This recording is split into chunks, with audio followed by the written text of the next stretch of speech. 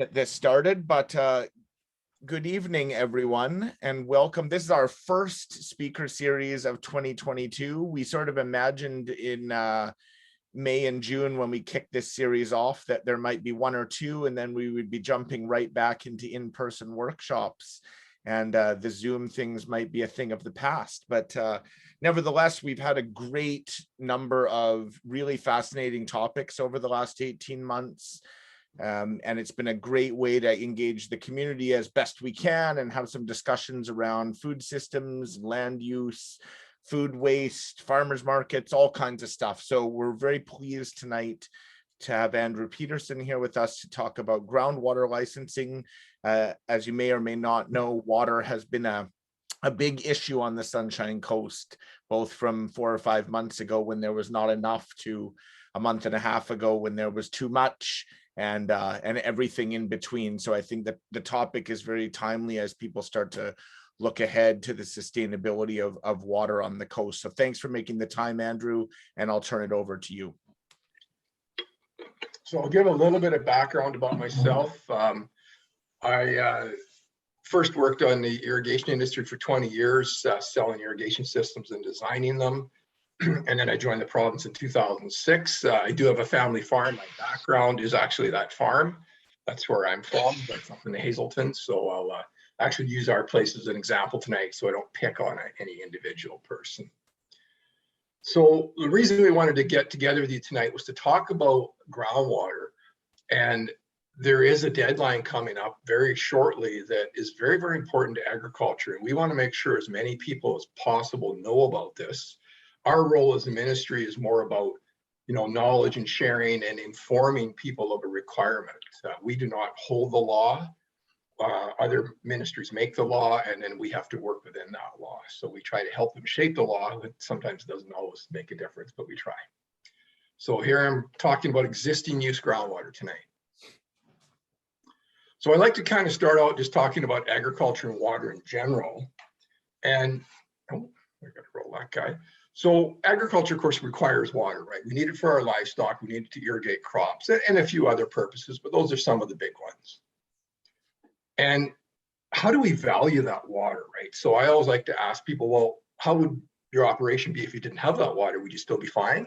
Or, or do you really have to have it? And if that's the case, let's do something about that. Let's make sure you secure it. So where do we actually get our water? Well, typically we get it from what we call surface water or streams, rivers, lakes, creeks. And we also get it from groundwater, which of course is your drilled wells, your shallow wells, or it could even be a dugout that you're accessing the groundwater from. So groundwater is anytime you have to dig down to access water, that's groundwater. So if water comes up out of a spring, as soon as it starts to flow, that is now surface water. Sorry, I've got my mouse, I got to correct, sorry. So, and what right do we actually have to water? So this is something that does come up in a lot of talks. And the province inherently, they're the owners of the water, so we can get a right to use that water. And in 1858, so that's a long time before I was around, the Goldfields Act came out, of course, due to the gold rush. And that's when they first issued the very first water licenses. So they had the thing, what was called first in time gets first in right, or we fondly call FIT-FIR, but it's a precedent stating. So it's the oldest license on a stream is the first priority license on a stream. So it has priority over any other user. They also put in purposes on a license. Way back then, we had irrigation, stock watering, domestic, of course, was there, and some other uses were there too. I'm looking at just the ag uses. And then in 1909, we got the Water Act. We had that for over 100 years, and it was only about surface water. This is an important point. So all the regulations then were just on surface water. You had to have a license to use surface water for any purpose. And then in 2016, we got the Water Sustainability Act, and now it's about surface water and groundwater. And I often get asked this question, why was groundwater added? Why are they touching that now? So the best example I have of that is that many of our streams were what they called fully recorded. So all the licenses they felt they could give out on excess water in a stream were given out. So the Nicola is a really good example. So in about the mid 1980s, they actually stopped giving out surface water licenses on the Nicola River. Well, what happened? There's no regulation on groundwater then. So everybody just drilled wells. And they drilled so many wells, it began to impact the people who actually had a surface water authorization. And you know, it wasn't really fair to them. They're paying for water, they've got the license, and they can't use it because the neighbor is pumping away, irrigating from groundwater and getting the water because, of course, he's pulling from deeper.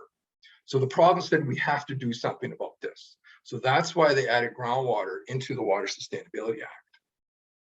Sorry, I have to use my mouse for this for some reason. And just to touch on the legal situation in Canada, so British Columbia is the last province to do something about groundwater.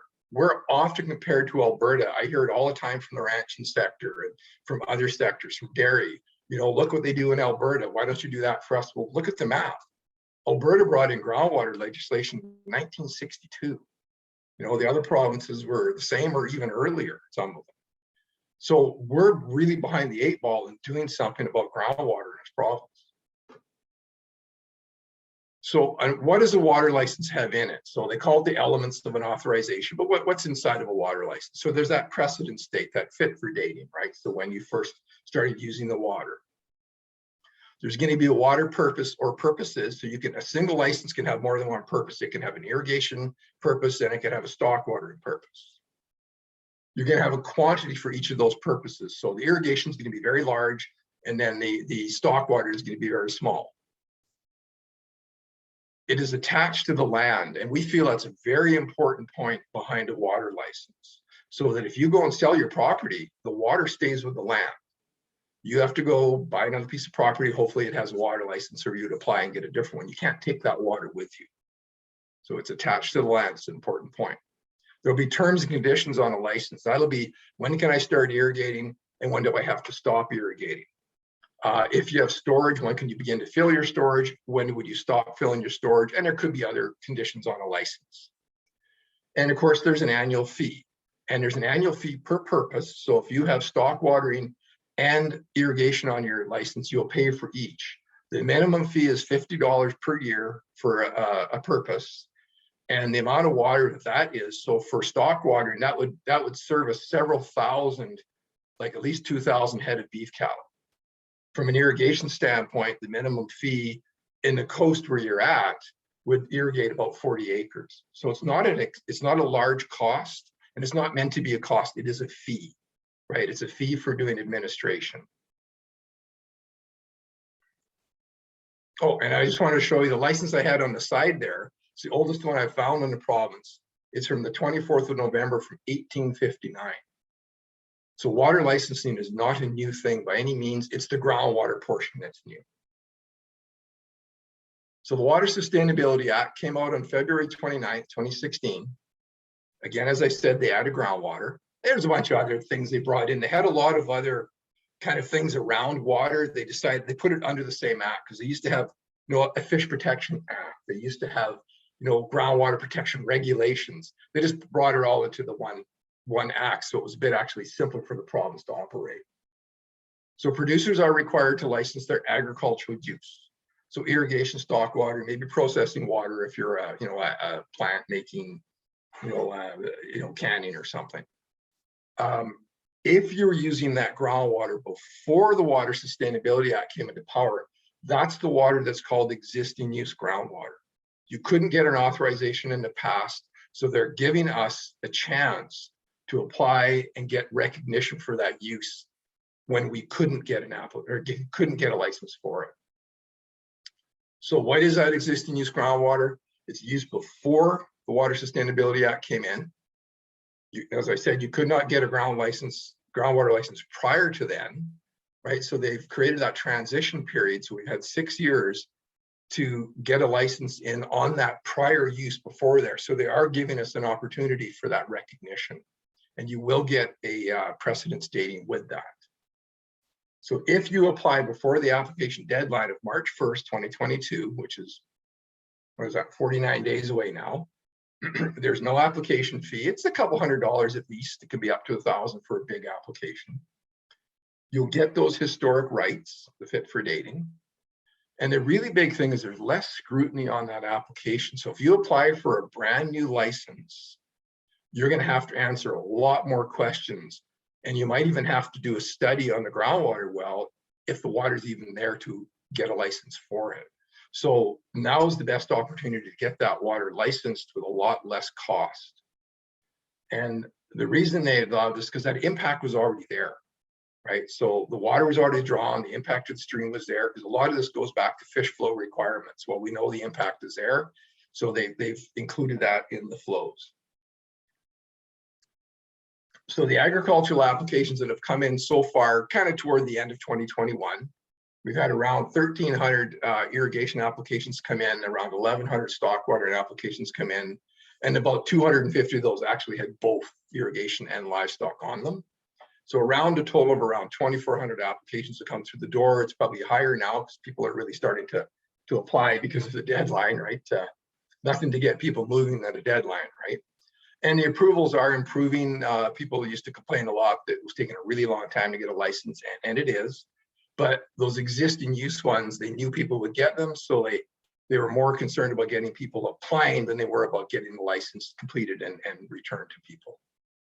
So that's where we're at. Agriculture's done a very good job of getting applications through the door. We've done more than half of the applications in the province because it's not just about farms.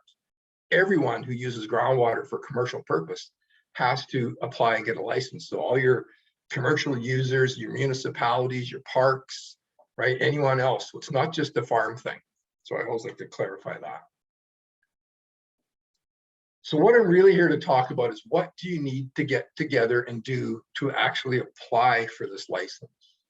So the first thing you should do before you begin is get what's called a BC electronic ID. It's, it gives you secure access to government services. Some of you may already have that because if you want to get like some of the hunting licenses, like a limited entry, you have to have an electronic ID already. So use the same one you already have. To get it, you simply go to, I would simply Google BCE ID. It's the quickest way to find it.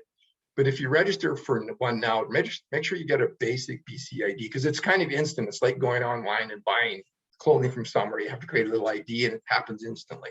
So that's what you want to do. You can get a commercial one, but it takes more time and we don't want to create any more backlog in time here. And of course you need a username and a password.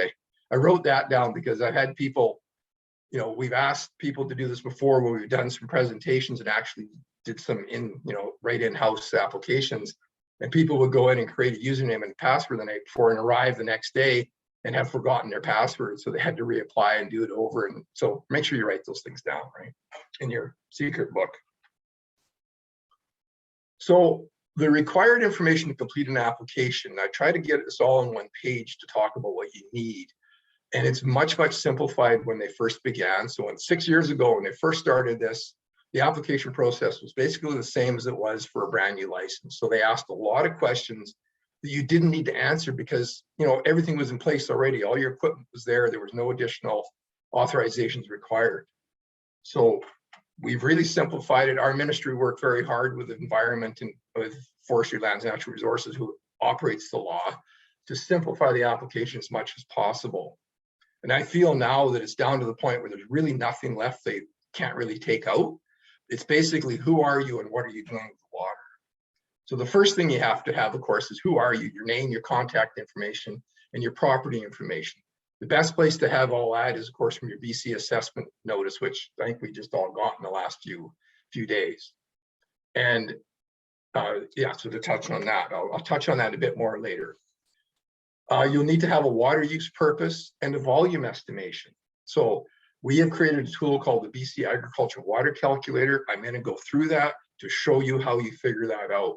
Because, if I go around, and I've been in the industry for many years, and if I ask a farmer, how much water do you use? They can't put a quantity to it, right? So we have a tool to help us figure that out.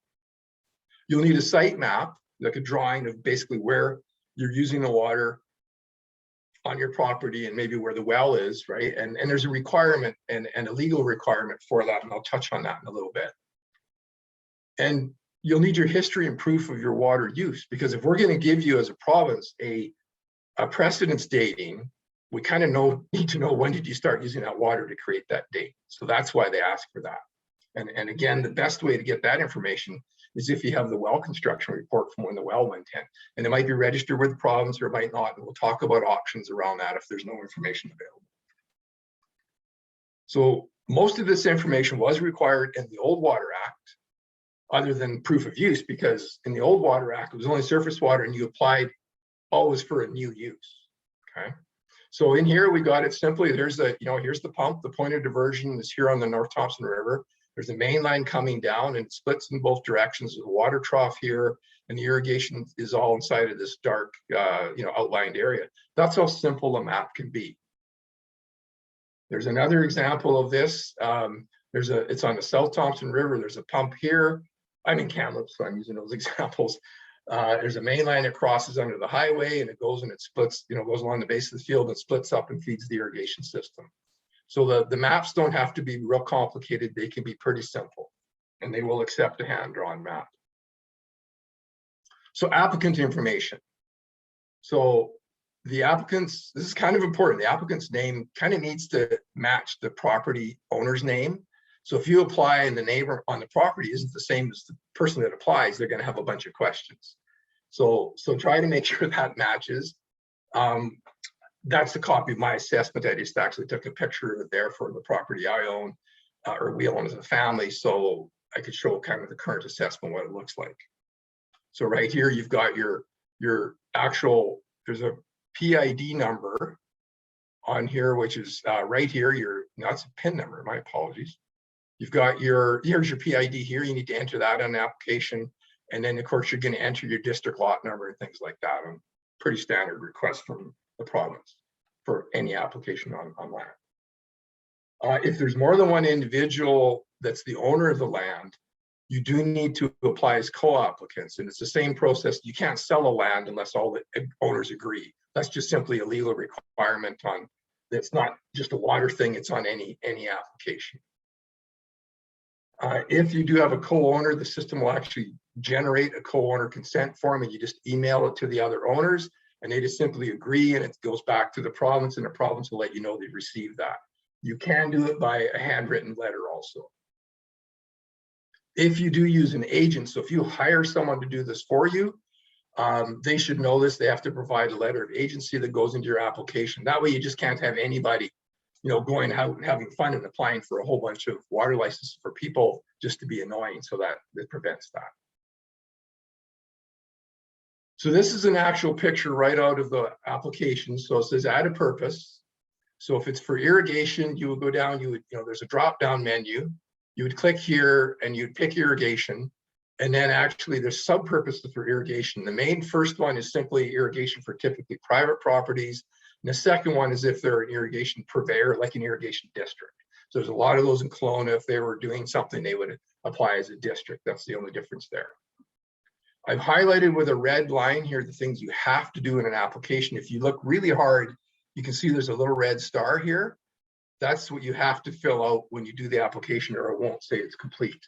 So I've highlighted them with a bigger line. So do you use the water seasonally? Well, for irrigation, typically the answer is yes. For stock watering, it might be no, because you might water them all year long. You're going to enter the months that you use water for. So May to September is pretty common for irrigation. Sometimes it's April. And then you're going to enter a total quantity you need. And we'll touch on that with the ag water calculator, because that, how do you come up with that number? And then you're going to enter for an irrigation system, the acreage you're going to irrigate, or say if it's for stock, you might put the number of cattle you have or sheep or things like that. So the application site map, it's going to have that. I showed you those couple. It has to have the property boundary where the water's being used. You have to have your works labeled, and your works are things like your well, your main line, your water trough, or your irrigation system. The actual place of water use gets labeled in there too, which is that the water trough or the actual an outline of the irrigated field. It can be completed by hand or it can be done digitally, and I'll show you a digital version of this with the BC Ag Water Calculator. So here's a hand-drawn one that was sent to me by a water officer, said this is acceptable, right? So here's the house, the well's over here. And I want you to look at, there's this funny little number here by the well. Those are actual longitude and latitude numbers. They do want to know that. And the reason they want to know that is the province wants to be as accurate as possible about where actually is your well on the property. And the reason for that is if your neighbor's over here and he goes ahead and he wants to drill a big well, the province needs to know where you are to protect your well so a larger user coming in can't take all your, like he can't impact your well, right? So that's the only way we can protect you is if we know exactly where your well is. And I'll show you how you find those coordinates, right? And it just shows the main line, just like those drawings I had earlier coming up. Here's a digital map that gets done in the agricultural water calculator. I've highlighted the irrigated area. The red line is my main line that splits the field. And then my wells over here, these other blue dots are other wells. And you can see there's a lot of wells in a provincial database. And some of these may or may not actually be there because we've had people drill wells and then not use it, but they don't get it removed out of the database. So, but I'll show you a bit more on that again as we get in the calculator. So I'm going to click on the agricultural water calculator. It should load for me. I used it earlier to practice that. And we're going to go look at your water use purposes and calculate your volumes. And then we're going to make a diagram in this calculator. And there is links inside of the application to the calculator, but I would suggest you go to the calculator first and play around with it, even make your map before you begin your application. So one of the biggest stumbling blocks people have is calculating that amount of water they need. Sorry, can you see this when I drag that over? Can someone say if they see the map? Yeah, thumbs up, good. So there's the province, right? So there's two things you can do. You can either zoom in, or you can go up here and put in your PIN number, or you can put in your place. So I'm just simply going to write in Hazelton. That's where our property is, and I'll use my property for an example. So here's a little town of Hazelton. And if I go down just a bit south, our property is over here. So this is our property here, or at least the family's property. And before I click on anything else, you see this little blue dot, that's a well. And I can simply click on that well, and right away it pops up and says, and this is a live, anyone can go into this program. And it tells me the tag number right there. It tells me the depth of the well, and it also shows me the coordinates of that well you enter in your application. So just write that down, but it also should be saved when I create the report. So now if I click on the property, it tells me it's a 210 acre piece. I'll actually go to the metric, go to hectares, because the province uses the metric system in their processes. I'm actually going to bring up the satellite imagery now. So you can all see this, right? There's the satellite. So there's the field that I'm going to plan on irrigating, that we don't irrigate up there. It's wet enough typically, but I will pretend that I am.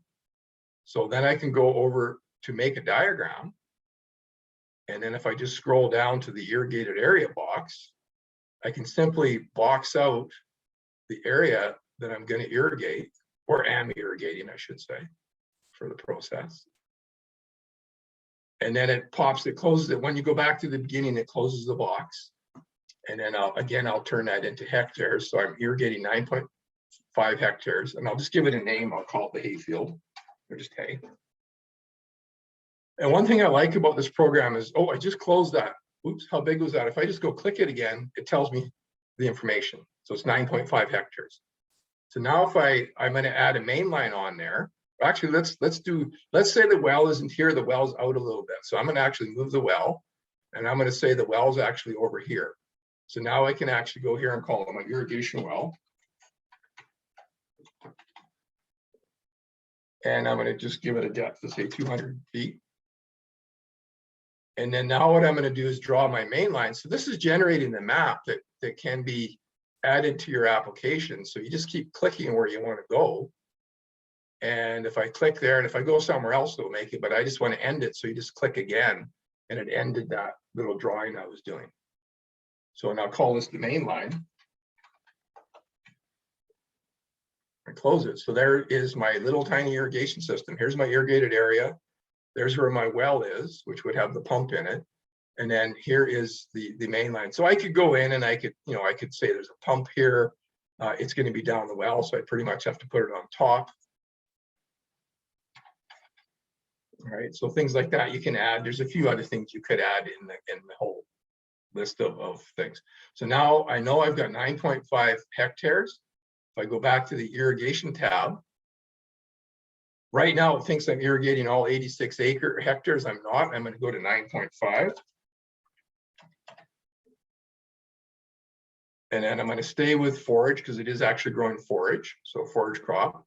You shouldn't have to change your soils because this is filled in from the provincial database on the soil layers. But if it is different, you can drop down and you can change your soil. So let's just say I'm going to change this to a sandy loam because maybe I know it's a sandy loam and maybe I've had soil tests done.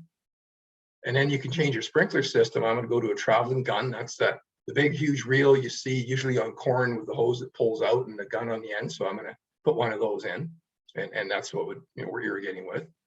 And that's all I had to do. And if I scroll to the bottom of the page, right there is the quantity of water that is required to irrigate that area. And that information comes through the climate data that we have in the system. And it also comes from, we have a lot of irrigation design manuals in the ministry. I don't know if you can see that, but this manual, is kind of our guide for irrigating in the whole province. All the irrigation companies follow it.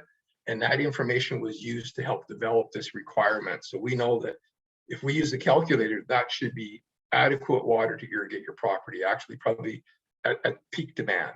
So if you have a cooler year, you shouldn't need that much water. So that's how you do this generation. I can add livestock. Say I have some livestock, say I'll add some cattle. I'll add some beef cattle. And I'll just say for we've had up to 100 head up there. And again, right away, I'll change it to liter or cubic meters. It generates the amount of water I need for the cattle that fast. And that's what I would add in my application. So now I'm going to save my report, and this will create a PDF that you can attach to the application. You have to save it to your computer, of course. And I'll generate the report, and it should come up pretty fast. Again, I did test this earlier because the internet can be up and down. We think the internet's slower because all the kids are back at school or something. So just waiting for that to generate. I haven't seen it yet. There it comes. So there's the report. And I would save this to my computer, but I'll just show you what's on this. This has got most of the information you need to apply. So there's my property identifier. The total acres, it's 86 hectares. I'm going to irrigate 9.5 hectares. I've got the forage, the sandy loam, the traveling gun. There's the irrigation period that came up automatically in the calculator because in that country, you probably wouldn't start irrigating until then. There's my volume that gets entered into the actual application for the irrigation. It also shows the livestock. I had the 100 animals. It shows how it calculates that. Beef cattle use about 50 liters a day, or the old number was 12 US gallons a day per animal. And so that's calculated there. And then it gave me a total volume I'd want to apply for in my application to cover both the irrigation and livestock. As I scroll down, there's the map I drew. So this will be added to the application. And then a little bit more information here on the well. And there again is those coordinates on the well that I can enter directly into the application. And I'll show you where that happens when we move forward here. So that's the Ag Water Calculator. I'd strongly recommend everyone tries it, plays around with it. I use it all the time for other information just because it's a really nice mapping system. So I would strongly recommend you do that. So back to my presentation. So just to quickly run over what we just did. So the BC Agriculture Water Calculator, right? I create my map for my area, right? I enter my area I'm irrigating. I enter my irrigation system. I use the default sprinkler here, and then it calculates that volume that goes in the application. So it's that quick. So strongly recommend you use the calculator to determine those volumes. Otherwise, you're going to get a few phone calls back as to how did you come up with your volume on the water. So the other thing we have to do in here is talk about your history and prior and proof of water use prior to the Water Sustainability Act. And the simplest way to do that for most people is to simply add the drilling log that the well was drilled with. So if you have that, there's your proof of first use. That's accepted. You can also, if you have the receipt for the pump installation or the purchase of that, you can use that. If you do not have any of these formal documents that were created, let's say you just bought the property 3 or 4 years ago, but it had been irrigated for 20 years or stock on it for 20 years, you have no information, you can actually basically just write a formal declaration and like an affidavit and say that this property has been used and irrigation started in say 1990 and sign it, and they will accept that. So it's an honor system, right? They're trying to help people get this in because they know not all of this information is available. And also on that note, so not all the wells can be found in the government wells database because not every well driller submitted those logs, right? It was always voluntary in the past. And, you know, they did a lot when submitted, but there are definitely some out there that were not submitted. So when you do enter your well information, this is a page right out of the application. They would like to have the well tag number if you have that.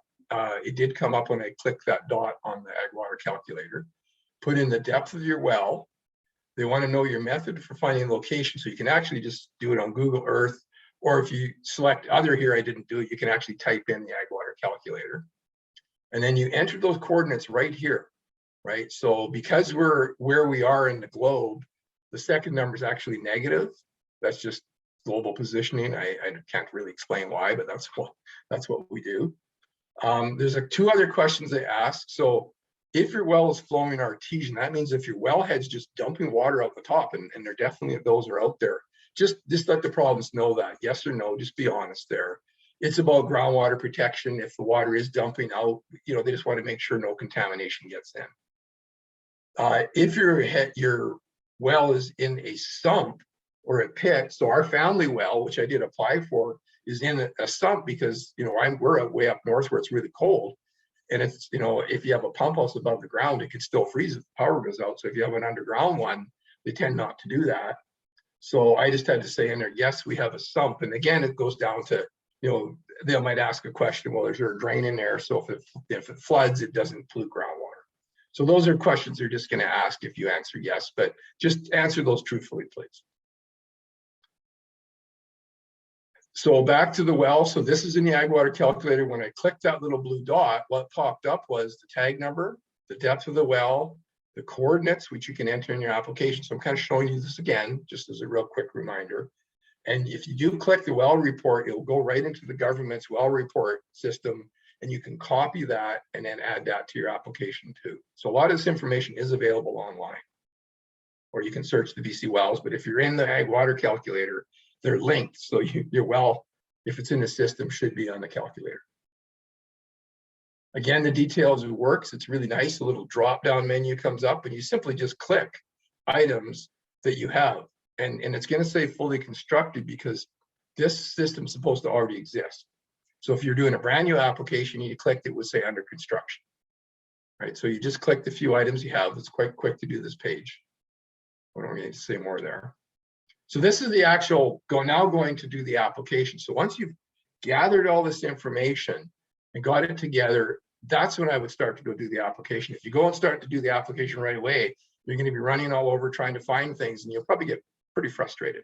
I did. So please gather it all before you begin. It's a lot easier. So when you do go to the page in the province, it's you just Google front counter BC. This page comes up, and in the center of the page, there's an apply now spot. And it's kind of confusing because it doesn't say apply for anything. There's just a drop-down menu. So when you click that drop-down menu, it shows you all the different options you can apply for. And the one we're after is a water license for existing use groundwater. It's very important you click that one because it's the simpler process. There's no application fee. If you're to go down and click water license new, you will have an application fee and you'll require more information. So make sure you click that one. And then go click apply, because I clicked it and went, oh, what's happening? Nothing. You got to, of course, click the little apply button up here at the top. And then when you go into the application, make sure the top of it does say existing use groundwater application. So it's just a double check to make sure you're in the right application. Okay. And then you would go forward and you need to apply with your BC ID, which I recommended you create. So that's all I was going to show you in the application side. I just wanted you to see, you know, I feel the information required has been simplified a lot from what they originally asked. So hopefully that didn't seem too onerous. I would strongly recommend you do go through that process. I wanted to just quickly touch on the dates to remember. So if you were using groundwater prior to February 29th, 2016, so say you had a well drilled in 2000 or 2010, you apply for existing use. But if you got a well drilled after the Water Sustainability Act and started using water after that date, February 29th, 2016, so say you got a well drilled in 2018, you would be applying for a new water use because it wasn't used before you could even get a well license. So the deadline to submit that existing use license is very quickly coming up on March 1st, 2022. So it's been 6 years. And after that deadline, you would have to apply for new use. So you can still apply, but you will be applying for new use, which will have application fees and have more stringent, or more questions around the use of that water. And you may have to do some studies actually to prove the water's there. So it could be quite costly. So please get in during this time frame of existing use. So with a new use application also, the water cannot be used until the license is approved. So that's the way it's always been in surface water for 150 years. So you'd apply for a water license, you would wait for the province to do the process. When you got sent that or you got told that was approved, now you could go ahead and put your pump in the river and start irrigating or start watering stock. So that's always been the scenario with a new surface water license. And now it will be with ground in a couple of months. So in summary, I just wanted to comment on this. There's a very large competition for water out there. There's a lot of other people very interested in the water that agriculture is currently using. And if we don't, license that water, which basically, protects it for our use, other people can apply for that use. They don't have to be on your property, but if they're in the same aquifer as you, they would be ahead of you in the process, right? If you haven't applied. The existing groundwater use transition period, it's a window of opportunity to secure those rights. So we strongly recommend people do it. You won't see this opportunity come again. It's going to be when it ends, when they, if they don't extend it, which we don't expect them to do, then that opportunity disappears. So after the deadline, they will remove that existing use water license process out of the system, and you'll only be able to apply for new water use, a new water license.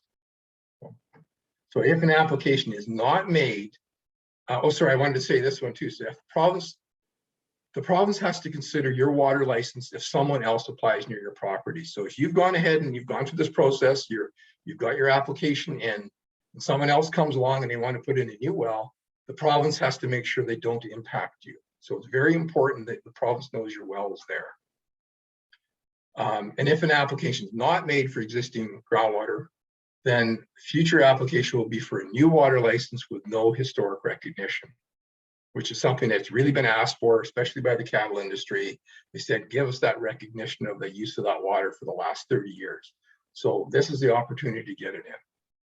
I have added on the very bottom a phone number for Front Counter BC. They have hired a number of co-op students and are really, really helpful. And you can set up an appointment with them. They'll call you back and they'll help you walk through the whole process while you're doing it on your computer. So they've been very, very good. I've worked with them a bunch, and I've had people comment that they've been really pleased with the support they've gotten from those students, and there's others. So that's the number there that I would strongly recommend you use. I think you've recorded this, so you should see it on your recording. We can also, if you'd like, send you a copy of the presentation for distribution in PDF form. So that was actually my presentation. I hope I didn't go too fast. I wanted to make sure that I kind of covered it, and now it's time for you guys to ask some questions. That was great, Andrew.